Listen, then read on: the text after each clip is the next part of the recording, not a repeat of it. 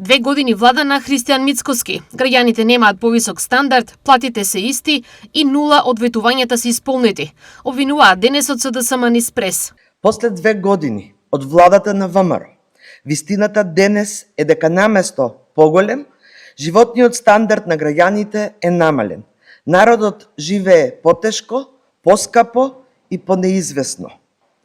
Нема ништо од ветувањата на ВМРО за зголемен животен стандард, за повисоки плати, за достоинствен живот на социјално ранливите категории на граѓани. Единствено нешто што е забрзано и што се зголемува овие 2 години се цените, трошоците за живот, сиромаштијата. Македонскиот работник живее потешко, социјално ранливите категории се заборавени од државата, пензионерите изманипулирани.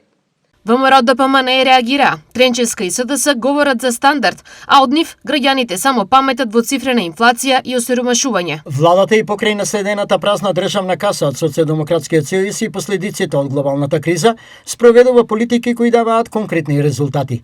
Просечната нето плата од 2024 година до денеска е зголемена за близу 8.000 денари, односно за 19,6%, додека инфлацијата е стабилизирана. Зголемени се пензиите, како и платите на здравствените работници, просветните работници и вработените во одбраната и полицијата.